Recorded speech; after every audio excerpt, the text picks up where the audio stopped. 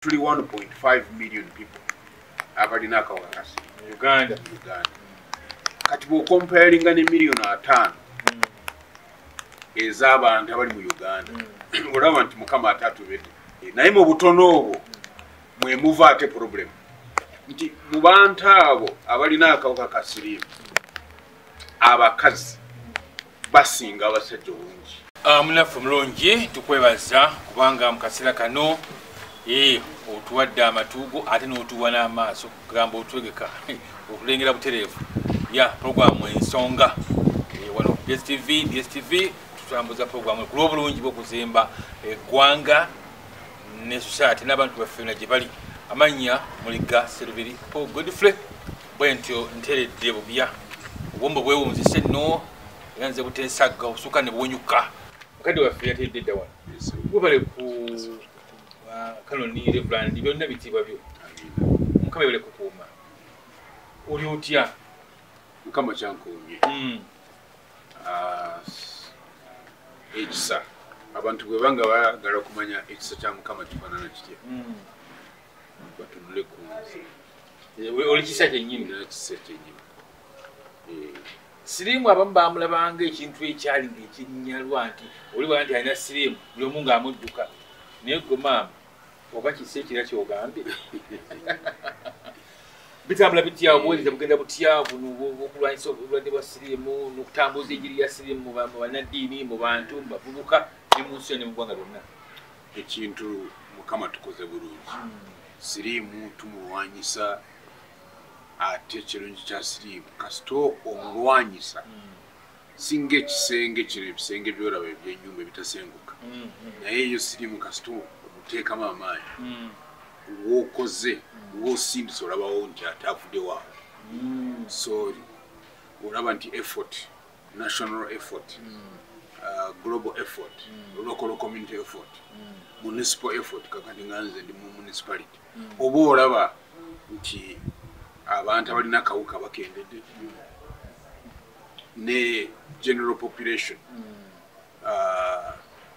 abafa siriimu bakendedde ate nebikola science amalawo siriimu ate naye mungi tumufunye kugamba ng'olaba nti olugendo tunaatera okuluwangula singa tugenderawo okumuwonyeza ddala bwe tugenda si kumuwonya buwonya n'okumulemesa okusiiga abantu abalala bwe tugenda kati gw'omulina nina namanya nti nina akawuka ka siriimu mu 1992 myaka 3 n'okusoba last August enewedde badde ncelebrating emyaka 32 ngona siriimu nina akawuka ka siriimu ate nga omwaka gwe gumu nga celebratinga waawule jjukira nti banjawula nga December 1991 nenkizula nti nina akawuka 1992 mu January kitegeeza obudde bwe mmaze nga nwanyisa siriimu bwenkana n'obudde bwe mmaze nga mpeereza yes so toyinza kwawula buweereza abo n'okulwanyisa siriimu kati awo mu mbeera eyo yonna kibadde kitambula kitya kubanga wakati nga gwe ng'omuntu okulaba nti nno togwa ku ndiri okulaba nti nno osigala okola emirimu gy'obuweereza kyo kitambula kitya Mukama abadde ambedde nga bwe nkugambye nti nafuna ebintu ebitaano ebiremesa abantu okulwanyisa akawuka ka siriimu ate nze nabifuna nasooka kufuna laavu okuva mu famire yange famire yo yes ne banjagala ekimala ekyo kiremesa abantu okulwanyisa siriimu nenfuna laavu okuva mu kanisa mu faith community yange nga Anglican priest ekyo nakyo bw'oba tofunye laavu eyo ne bakuyiganya ne bagamba biveemu yes awo nawo olemwa kulwanyisa akawuka ka siriimu nenfuna laavu eyokusatu okuva mu basawo abasawo ne bampa attention ne bakufaako laavu emala ne bwena I was dying in 98 nga nina advanced AIDS. Abantu abo bakimanyi batera kulaba mukanyirira naye ne batamanya nti waliwo ekiseera kinali mulwadde ddala. Ng'oli ku ndiri? Yes. Wabaawo love eya community woosula woobeera wookolera nti eyo nayo nkulu. Then wabaawo love eya eggwanga yonna ng'awamu. Eggwanga lirina police obadde kulwadde obwo bakola ekimala nange munange nensanga ddala mukama bimpadde. President Yoweri Kaguta Museveni yasookera ddala muba presidents b'ennaku ezo okuvaayo n'agamba banange tulina obulwadde gamba nekinyamba nange okutandikira awo okuva njukira nti Uganda AIDS Commission omwaka gwe nali njatula nti nnakawaka kasirimu ne President Museveni nga atondawo Uganda AIDS Commission 1992. Yes. So olaba ebikwatagana bulungi.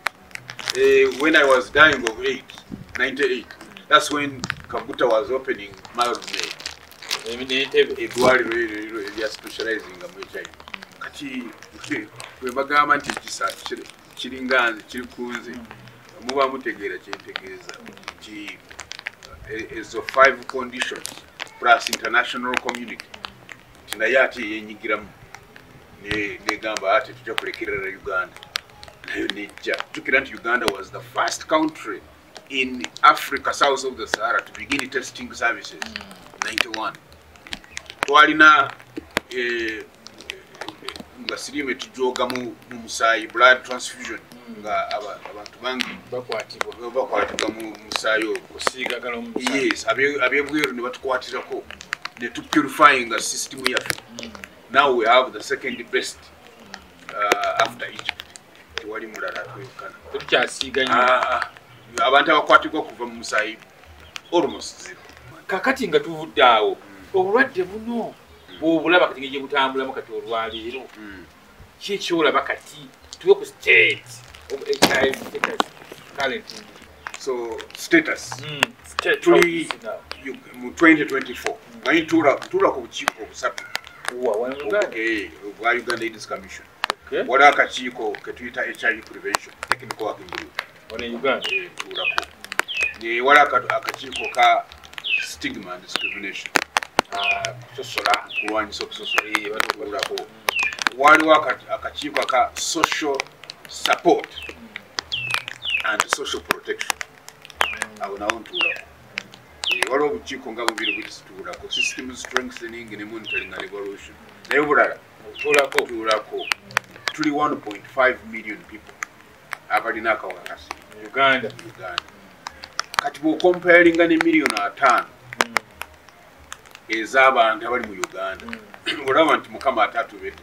Naye mu butono obwo mwe muva ate problem nti mu bantu abo abalina akawuka ka siriimu abakazi basinga abasajja obungi. Abakazi? Yes. Basinga abasajja obungi? Yes. Lwaki? Prevalence eya country yaffe bw'osanga nti bonna ffena wamu tuli nga bwe tukugaa nti prevalence 1.5 million ojja kusanga nga abakazi babiri balina naye compared omusajja yalina. Kitegeeza nti the virus in Uganda carries a female face.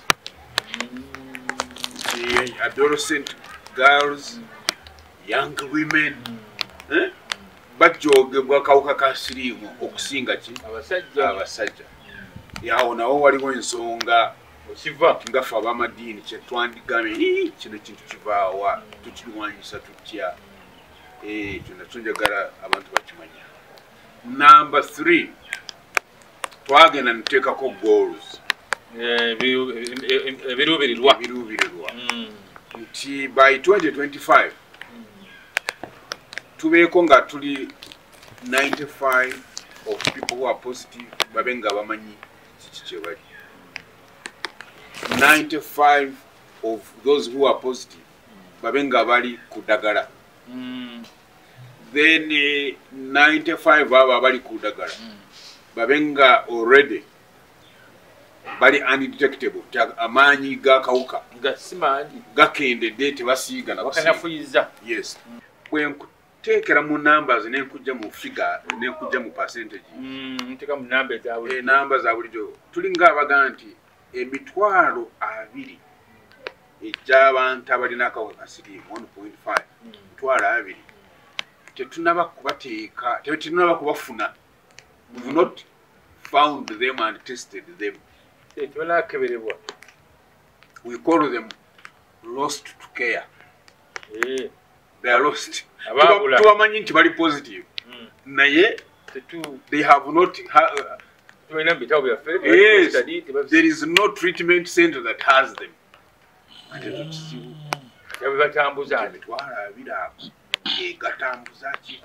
Akawuka akapya bwowulira nti there is a new infection, a new transmission, manya kyemitwalo 20 ago gakyatuuze lost to care.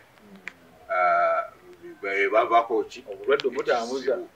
Then ne tubeera n'emitwalo 8 bali ku ddagala twabafuna ne tubatestinga ne tubateeka ne ku ddagala naye bambi eddagala tebalimira bulungi olw'ebizibu ebiteebereka. Enjala emuluma talina transport emutuusa kufuna eddagala yafuna doozi ya January naye ya Feb n'alemwa sente okugendayo oba alijjayo naye okulimira atya bwe baana nsanga nga nkwata kaweke kano oyinza okusanga ng'ali mu secondary school ali mu boarding eyo. Abakyala abamu abakyala n'abaami bali waka agenda mu toyi fast n'amira